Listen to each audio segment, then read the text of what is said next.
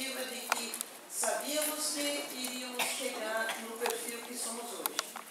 Um país de perfil de idoso, mas que logicamente tem aquela outra parte que trata pouco, quase nada, não se lembra do seu idoso. No mínimo, na minha opinião, é a gente não respeitar o futuro de todos nós. Sejamos jovens há mais tempos ou sejamos jovens há pouco tempo. A minha trajetória, eu tenho 60 anos, eu sou a caçula do grupo do Circuito Maioridade da Vila Clementina, gestado pela Via Gutenberg, e participei da vocação de ser professor durante 32 anos. Trabalhei ainda mais 3 anos depois de aposentada e escolhi o magistério porque percebia desde os meus 16 anos que era aquilo que eu queria fazer. Participei de uma possibilidade de vocação dentro do magistério num país que reza pelo lema de que a educação é que forma pessoas. Isso não é, creio eu, novidade para nenhum de nós. A gente sabe que a educação começa em casa, não só na escola formal, que também é relegada, mas eu também acredito, exatamente porque ser professor não é algo que a gente se aposenta, a gente é professora sempre, no sentido de vocação, desde o meu pai, minha mãe, meus avós, que me possibilitaram ter uma condição de que eles mesmos também não tiveram, possibilitar-nos perceber uma forma de ressignificar a nossa condição de vida.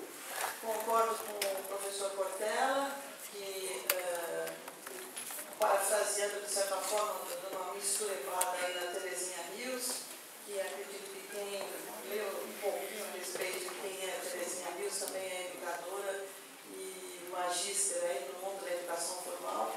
Todos nós sabemos que somos mortais, mas eu acredito piamente, como Terezinha Rios, que todos nós temos a nossa cota para passarmos a nossa condição de sermos ternos e eternos nas nossas atitudes. Eu não caí de paraquedas como o Schiller no circuito maioridade, fui levado por uma amiga que viu a propaganda, estou lá há mais de um ano, numa situação de Gutenberg de circuito de 12 anos. 12 anos. A gente percebe que o básico é o convívio e o respeito ao ser humano, independentemente da idade cronológica, biológica ou mental que a gente tenha. Mas a nossa condição de que enquanto a gente tem vida, a gente pode trocar experiências e é isso que, no meu entender, nos faz melhor a cada dia. Duvido que alguém aqui, tendo mais de 60, não esteja com alguma dorzinha nas cartilagens, naquele vício que não temos mais, né? Eu estou também aqui carregando, resolvi mudar um sofá lá de casa sozinha e, de repente, percebi que tinha 60 anos. Desbloqueei 2 costelas aqui e estava comentando com alguns colegas e amigos aqui. Se eu ficasse em casa, a dor seria a mesma. Eu estando aqui, eu estou sublimando. Eu compactuo com o Ono Sensei que a gente é dono das nossas condições de vida e temos o privilégio de estar aqui hoje para trocar ideia. Eu agradeço de antemão a todos vocês que estiveram aqui, mesmo que alguns não estejam podendo ficar aqui um pouquinho mais de tempo para debater com a gente. Obrigada.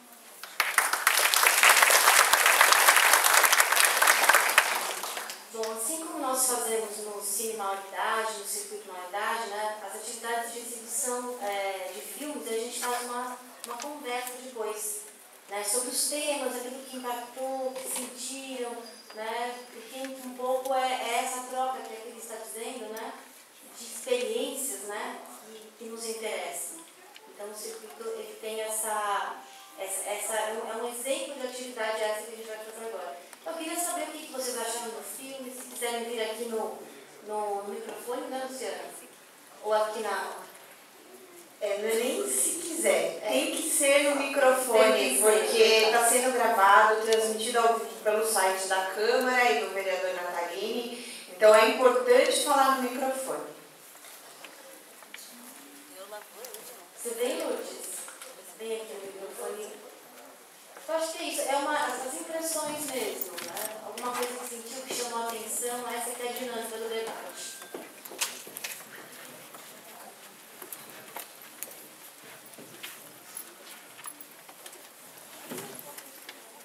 Boa tarde a todos. Eu me chamo Lourdes. Estou no circuito, entrei esse ano, no mês de janeiro, e o filme, assim,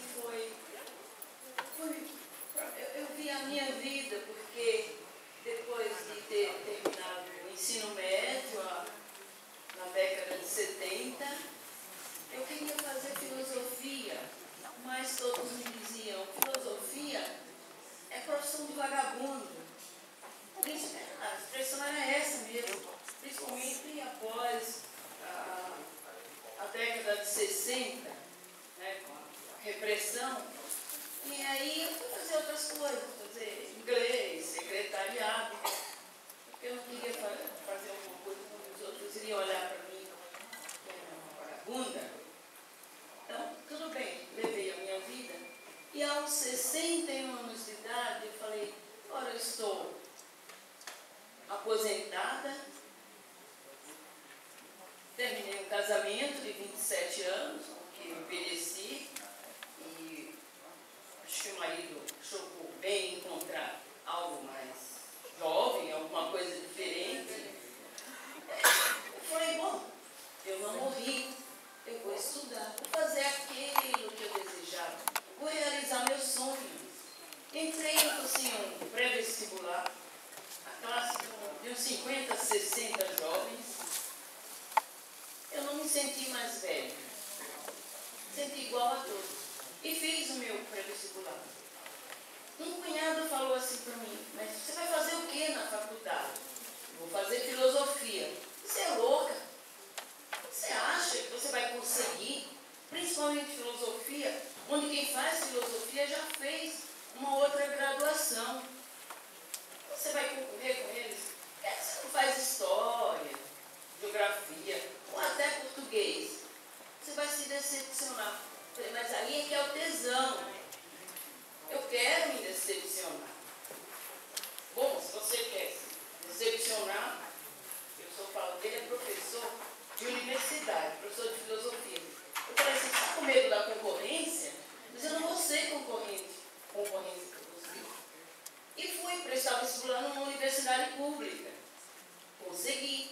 Eram 45 vagas, a minha foi a 17ª. Então não foi tão mal assim. Pela experiência de vida, pelo conhecimento, porque o vestibular é o aprendizado da vida. E eu fiz 2 anos de graduação, mas a faculdade não estava muito bem. Era uma universidade pública, era no Nordeste. Falei, não, isso não é filosofia.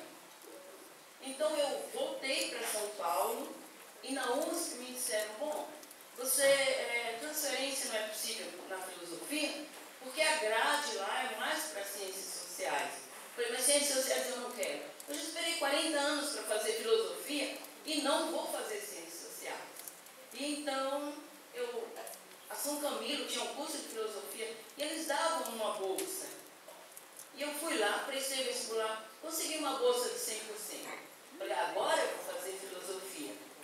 E aí, tinha o Enem que falava assim, bom, quem conseguiu o Enem entra pelo ProUni e é um ensino público.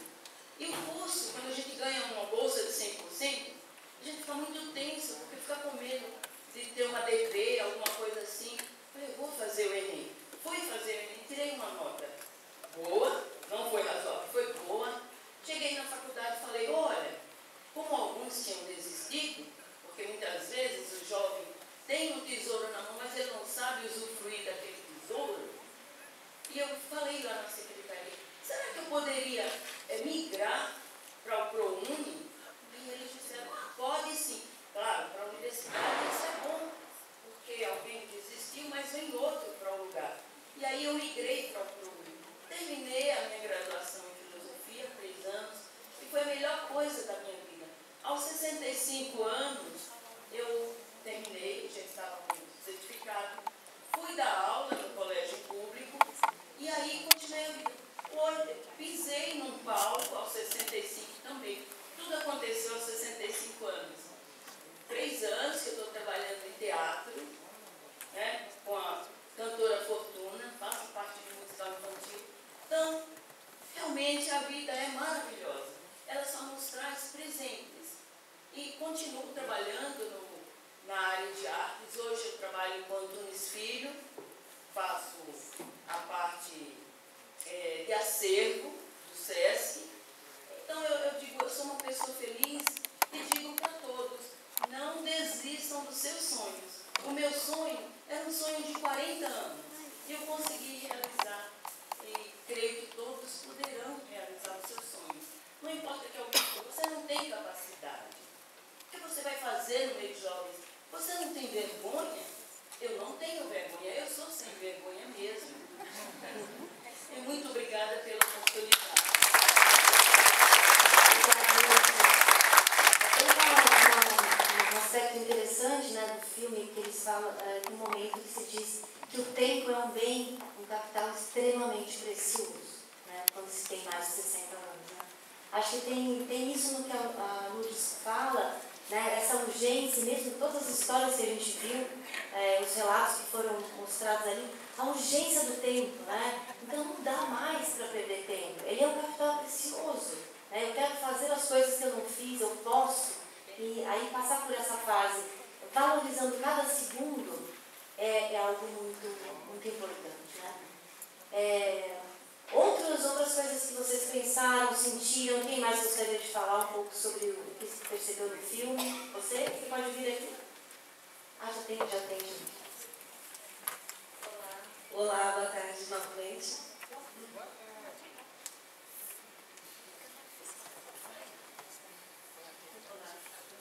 Então, eu sou Blazer, boa tarde novamente.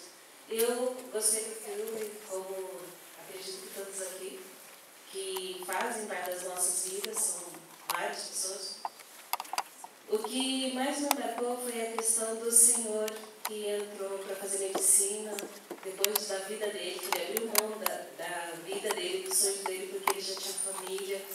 Ele procurou dar uma estabilidade para a família, mas mesmo assim, ele, depois de aposentado, ele decidiu prestar vestibular e estudar.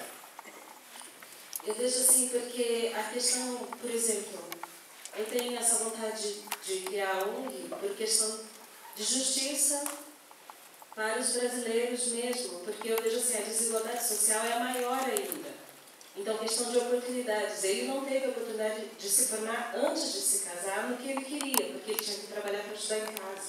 Começou como farmacêutico para ajudar o pai, já desde pequeno. Então, quer dizer, o idoso, ele pode estudar, ele pode trabalhar, ele pode produzir, mesmo depois da melhor idade, depois dos 60, depois dos 50, até depois dos 70.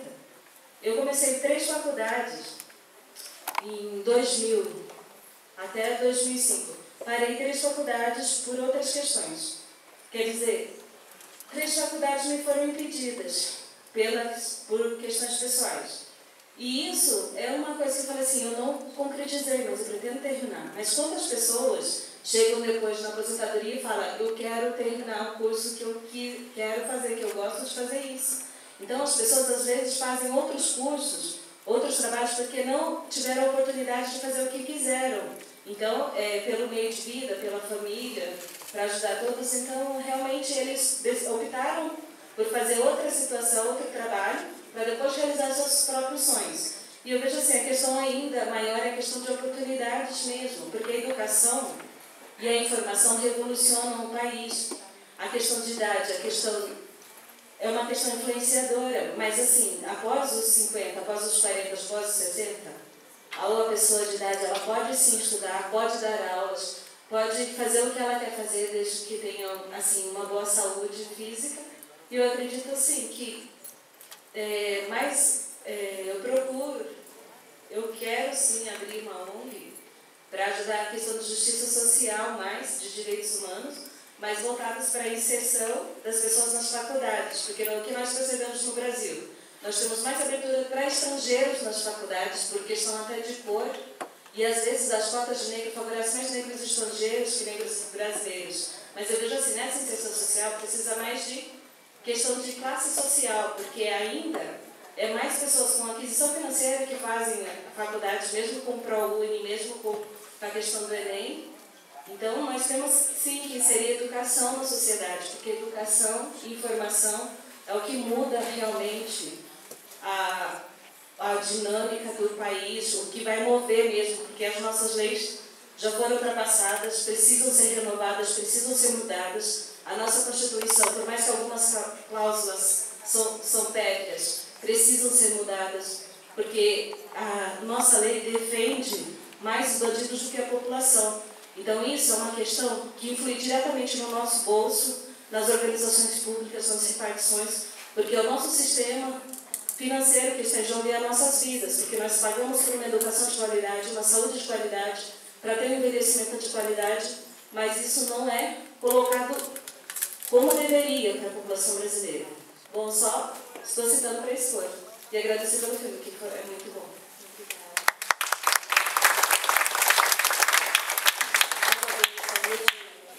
Fazer um comentário.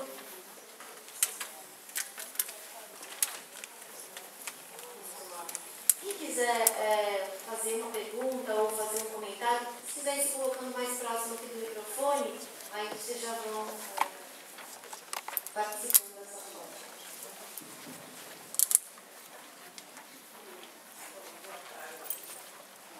Meu nome tem 70 anos, pegando o exemplo da Lula, fala sobre isso.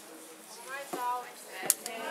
O que mais me chamou a atenção foi o senhor da medicina, porque eu também tinha um sonho que só fui realizar com 66 anos, que foi fazer filosofia.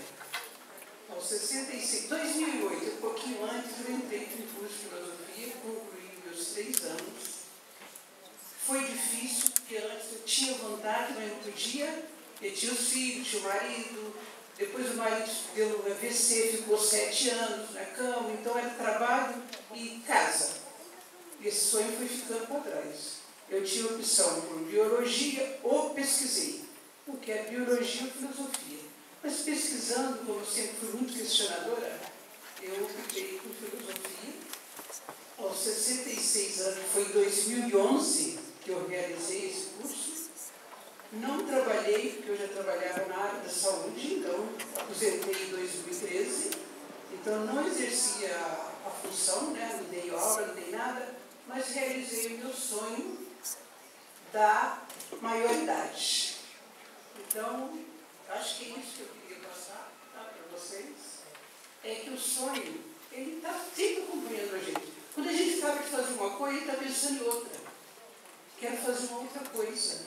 Eu nunca fiquei parada, agora eu estou parada, parada assim, acompanhando todas as atividades que eu posso. Eu estou no circuito há pouco tempo, mas faço toda, eu danço, eu não paro. Eu saio, eu danço, eu vou para o teatro, eu vou para o cinema, eu vou num evento, eu frequento uma casa de idoso, eu vou visitar. Eu não tenho momento de parada. Só não quis trabalhar mais. E tenho que viver um outro tipo de vida. E estou muito bem assim, graças a Deus, muito bem, gente. Então, sonhe sempre. Porque o sonho é a continuação da vida.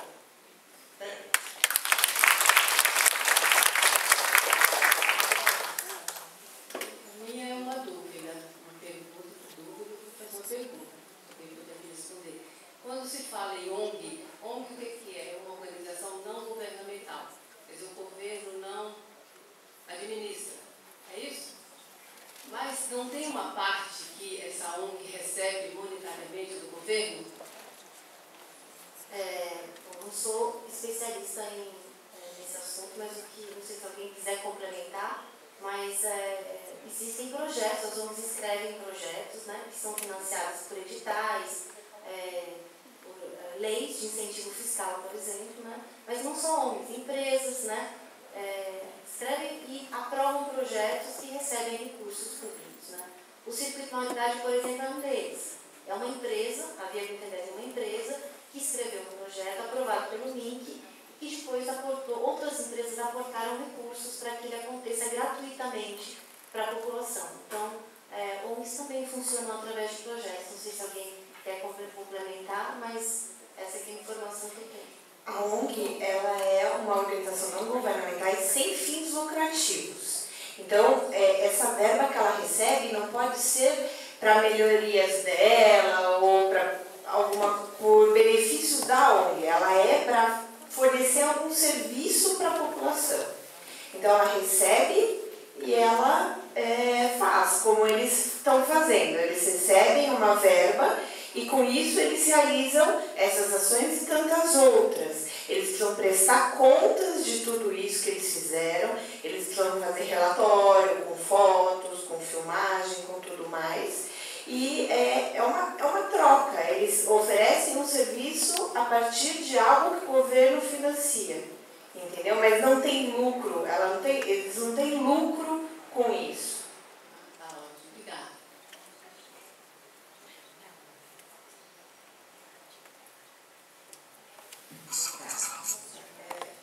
Eu estive no filme, eu estive observando uma coisa que a vice-presidente da Associação Brasil Parkinson, ela é psicóloga e ela diz que depois de uma certa idade, provavelmente depois dos 60, 65, os idosos começam a ser autênticos. E eu comecei a perceber isso, porque ele vai, durante a vida toda, você vai controlando a sua vida, vai tomando conhecimento daquilo que você tem que fazer para você melhorar e para você envelhecer melhor. E com isso, eu comecei a perceber que realmente os idosos acabam, numa certa idade, sendo autênticos. O que eu falar agora parece que vai ser, eu não tenho mais limites. Não é o caso do filme, mas eu acho que é importante que a gente perceba que eles levaram o sonho deles com autenticidade. Eles realmente foram autênticos naquilo que eles pretendiam fazer desde o começo.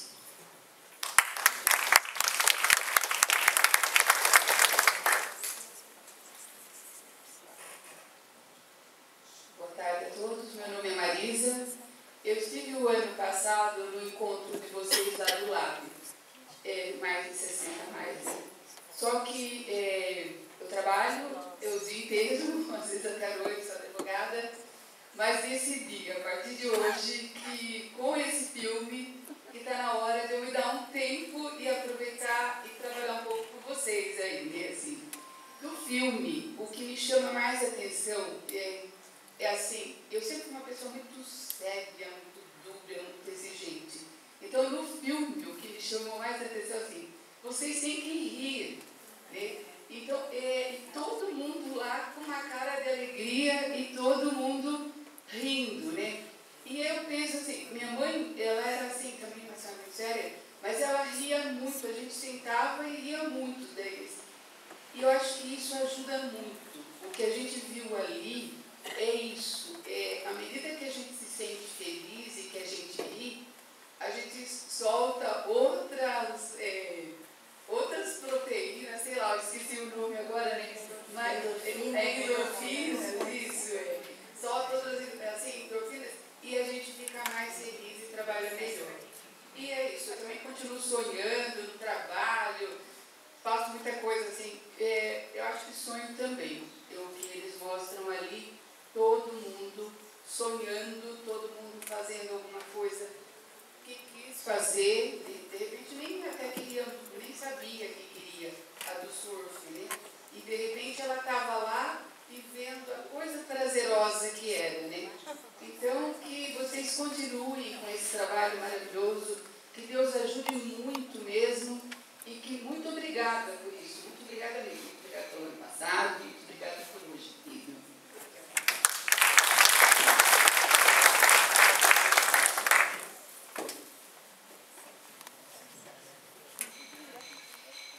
Boa tarde a todos, eu sou Janete, sou assistente social de formação. Hoje, atualmente, eu estou como coordenadora de um serviço de convivência lá na cidade de Barueri. A instituição é Grupo Vida Brasil e a gente atende idosos, né, a partir de 60 anos e não tem limite, né? Alexandre Mendonça, que tinha 97 anos. E quero parabenizar por esse filme, assim, já me trouxe várias ideias. E o que me chamou mais a atenção do filme é o projeto de vida, né? A importância de nós todos termos projetos de vida, né? Independente da idade. Então, isso foi colocado a todo momento ali, né? E uma das coisas que a gente trabalha nesse serviço de convivência, né, onde eu atuo, é a importância do projeto de vida. Então, o idoso, ele chega lá, assim, meio que sem saber o que vai fazer, o que ele quer fazer, às vezes já vai pensando no que ele quer fazer, mas ele chega de uma forma, depois que ele tem a convivência com outras pessoas, a importância dessa intergeracionalidade, estar com outras faixas etárias, né? A importância do contato com a criança, com o adolescente, né, com os adultos das suas, né, diversas partes da vida, né, isso é muito bom para o idoso e bom para os outros também. Então a gente vê a diferença, assim, as pessoas que fazem o trabalho voluntário com a gente, as escolas, os colégios, enfim, todas as pessoas, né, que estão em contato com o idoso, o quanto que elas aprendem com os idosos e quanto que os idosos aprendem com elas. Isso está dentro da tipificação da assistência social, né? Isso é política pública. Eu estava comentando ali com a minha amiga o quanto que é importante a gente lutar por políticas públicas para que todas as pessoas elas possam ter acesso, né, a momentos, a oficinas, a grupos que incentivem elas a terem projetos de vida até os 103 anos, né? Como o Kalash disse ali, né? Da sogra, do sogro dele, do sogro, né? Então, assim, a gente não tem limites para ter projetos de vida. É isso que me deixou assim no filme. E gostaria de saber como a gente poderia adquirir também, né? Para a gente poder reproduzir isso, né? Seja na nossa família, seja nos locais onde a gente trabalha, mas é uma produção tão rica, né, tão atual, que a gente precisa transmitir para as outras pessoas também, né? É socializar, né? Então, tudo que a gente está aprendendo aqui, a gente precisa levar para socializar, né, aí para as pessoas aí fora. E, para finalizar minha fala, que eu já falei demais, né? Quero agradecer, que eu acho muito lindo, muito rico, a plenária. Não estar somente com pessoas que trabalham, né, que querem trabalhar como cuidadores ou que já trabalham aí na área do segmento, né, da pessoa idosa, mas os próprios idosos, né? Vocês são protagonistas, né, da vida de vocês. Então, isso é muito importante, a gente estar nesses espaços, né, para poder compartilhar conhecimentos e para poder aumentar cada vez mais, né, os nossos conhecimentos também. Porque nunca é tarde para a gente aprender e nunca é cedo também para a gente poder compartilhar o que a gente conhece. É isso. Eu queria pedir uma licençazinha para a Vilma, que é a nossa amiga aqui, antes dela dar uma palavrinha. Janete, né? Janete, seu nome? A Janete me fez lembrar uma passagem na minha família, que por parte de pais eram 5 irmãos e por parte de mãe minha avó teve 13 filhos, né? Então eu tive tio aí e primo quase que indo para a escola sendo alfabetizado junto. Aprendi com ambos os lados e eu duvido novamente, não é um desafio para todos vocês, que não tenhamos aqui uma parcela significativa de pessoas que tiveram um convívio saudável com seus avós, sejam paternos ou maternos. Isso eu percebo que está ficando distante da juventude de hoje. Então, eu só peço a gentileza de todos aqui observarem, eu tenho certeza que o que eu vou falar também não é novidade, mas é algo que, como a sementinha da maçã, que nos foi apresentado de uma maneira diferente hoje aqui pela manhã, seja semeado em cada casa de vocês. Que isso tem que ser iniciado em casa. A gente não tem que só confiar aos cuidadores, à creche dos idosos ou à casa de apoio, mas a gente tem que cada vez mais começar dando exemplo em casa. Porque nós temos histórias vivas em casa. com os nossos avós maternos e paternos, não só, mas com os nossos pais. A minha família e alguns amigos de um determinado bairro, nós nos reunimos na primeira sexta-feira de dezembro na pizzaria do nosso bairro, para regimentar o pessoal que a gente percebe que está começando a ficar cada vez mais migrado, né? Então, nós temos aí amigos que pegam avião, ponte aérea, chavete, carro, carona, vem, come pizza com a gente e já está pegando o bondinho para voltar para casa. A pessoa mais idosa desse grupo é um tio meu, que está com 98 anos de idade. E todos os anos, ele e minha tia, que tem 94, única irmã por parte de meu pai que está viva, né? A gente faz a filazinha lá na hora de ir embora na pizzaria para cada um pagar o seu. Beleza. E já é o segundo ano que eu tive a felicidade de ir, porque em anos anteriores eu estava lecionando, sempre cai numa sexta-feira, e a pizza às 5h30 da tarde, que é para os jovens há mais tempo terem a condição de jantar e ainda voltar para casa, falar boa noite, William Bonner, e assistir a novela e dormir. O meu tio lá na fila, um ano retrasado, e chegou na vez dele e alguém lá falou assim: ô, senhor Eduardo, já pagaram a sua parte, da sua esposa, dona Guilmar. Ele bateu a bengala assim no chão e falou assim: não gostei. E foi lá, jogou pra porta. Eu fui achando que ele ia tomar um tombo de tão revoltado que ele ficou. Eu falei: tio, o que foi? Ele fez assim: ano retrasado. Ele tinha, então, 97. Ele fez assim: estou revoltado. Eu falei: mas o senhor está revoltado por quê? Porque alguém pagou a sua parte? Ele fez assim: também. Mas o ano que vem vou pensar 2 vezes se eu venho. Na minha opinião, implicitamente, já estava subjacente que o projeto de vida dele era estar lá um ano depois. Eu não sabia se eu ia estar lá um ano depois. No ano seguinte, eu me propus a ir lá pelo prazer de estar com meu tio e replicando aquele sentimento do que ainda resta da minha família com amigos meus de infância, onde a mais jovem sou eu também, ó, 60 anos. E o ano passado meu tio estava com 98. Eu estou fazendo X no meu calendário cada vez maior para a primeira sexta-feira de dezembro. E já falei para ele: não se atreva a me dar um susto e não estar lá na primeira sexta-feira de dezembro de 2015. Ele falou: por quê? Porque você quer que eu pague a sua pizza? Eu falei: não, eu quero sentar ao seu lado. Eu quero beber um pouco da sua juventude. Obrigada, pessoal.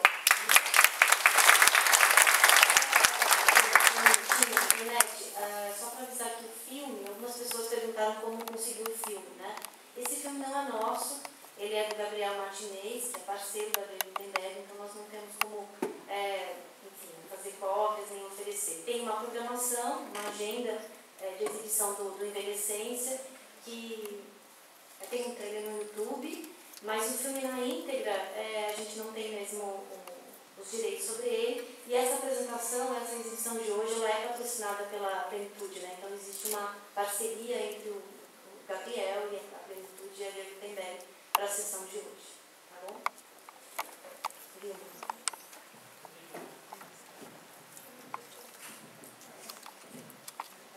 Boa tarde, meu nome é Vilma.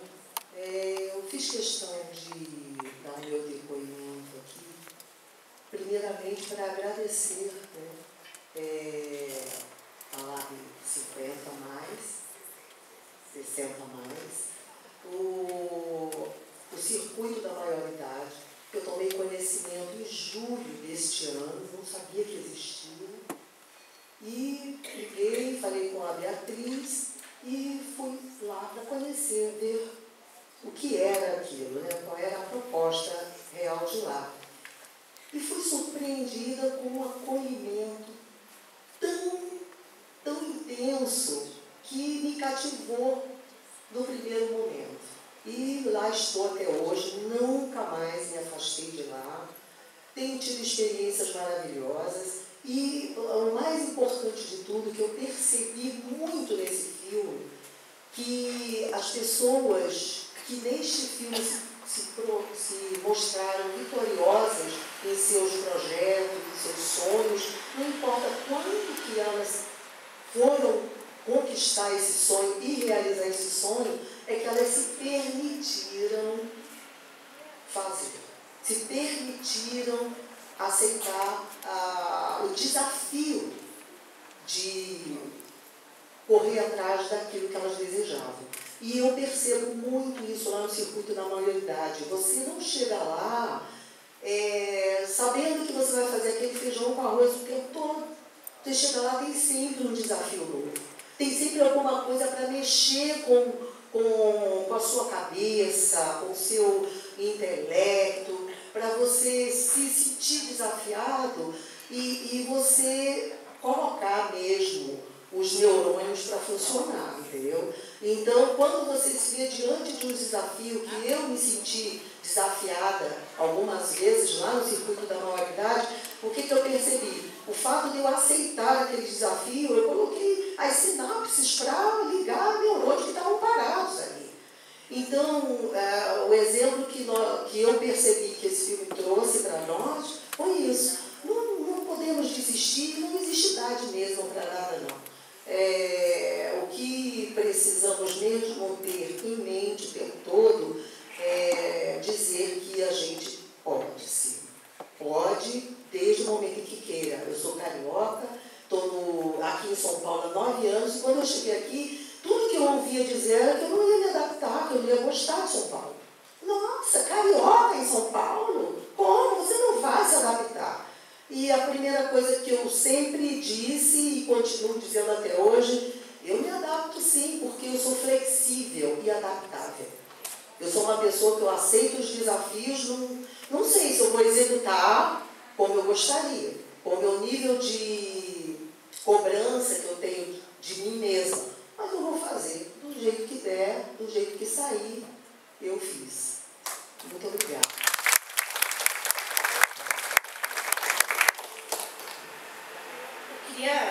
Ouvindo todos esses depoimentos, me deu vontade de também fazer um. Não como idosa, mas como neta de uma.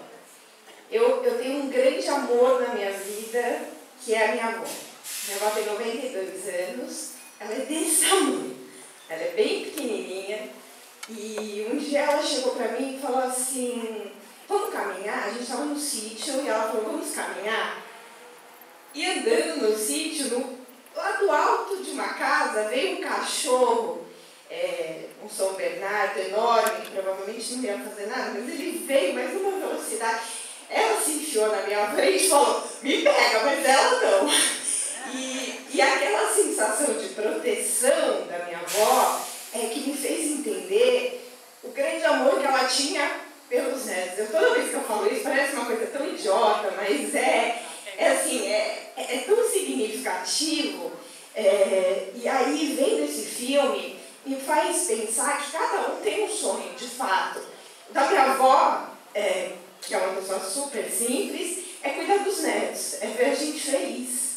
Então, assim, às vezes o sonho da pessoa é voar, às vezes é andar de moto, às vezes é ser um grande médico, se formar, e às vezes é cuidar dos netos e ver os netos felizes. Então, o sonho, ele pode ser enorme, ele pode ser pequenininho, mas ele é um sonho. E é isso que a gente precisa cultivar e fazer. Essa é a minha avó, grande, ela é desse tamanho, mas ela é uma grande mulher. E é uma pessoa que, para mim, hoje, se me perguntarem qual é o seu maior medo, o meu maior medo é que ela morra.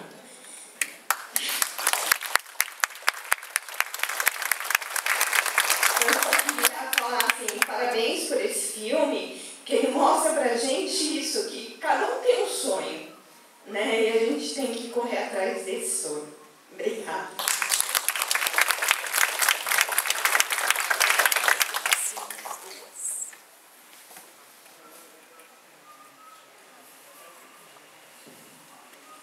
Boa tarde a todos. Meu nome é Tereza.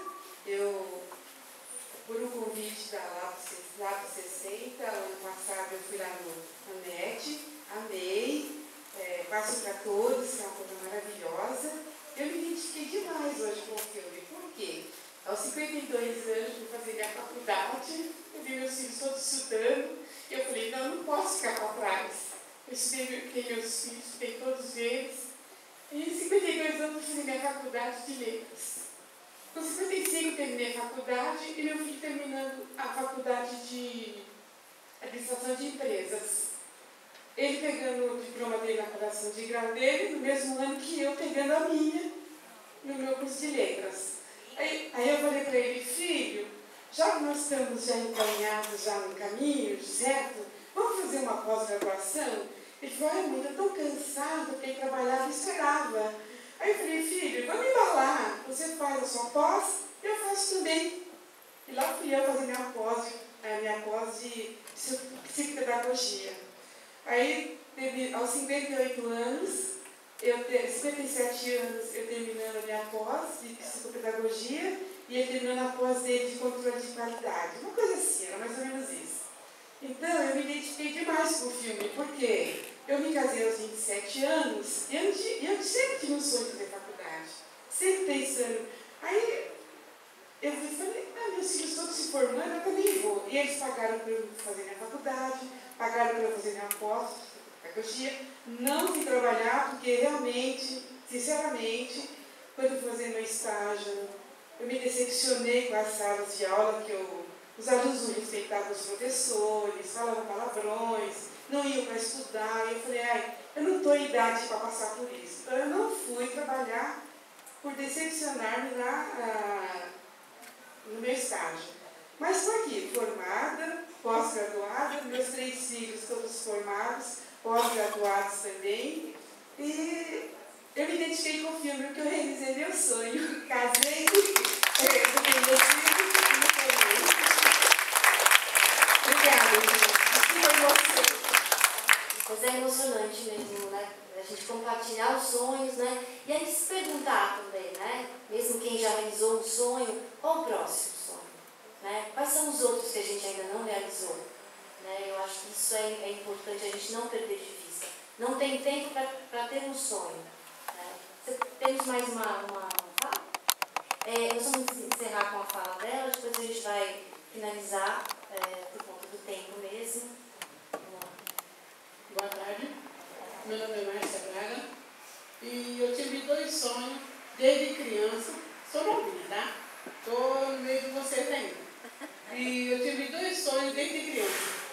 Meu primeiro sonho é coisa que muitas pessoas falam, incrível, mas só com esse sonho, meu sonho era de dar banho de fundo. Muita vontade de dar banho de fundo. Falei, meu Deus, eu queria ter uma coragem de dar banho de fundo. Coisa que gente não tem. E eu tive esse sonho. E foi realizado. Dei banho em 4 de fundo. Fiquei muito feliz de dar banho de fundo. E o meu próximo sonho é cuidar de idoso. É meu primeiro dia que estou aqui. E tenho muita vontade de fazer o curso de cuidadora de idoso. E tenho certeza. Eu vi o filme ali, gostei demais. Minha colega falou para mim, poxa, Márcia, você já viu um idoso cuidar do outro? Eu falei, não tem nada, eu vou assim mesmo. E se Deus quiser, tenho certeza que eu vou conseguir fazer esse curso. Tá? Muito obrigada. Sucesso no seu curso, hein? E todos nós, né? Tenhamos nossos sonhos sempre em mente e em busca deles.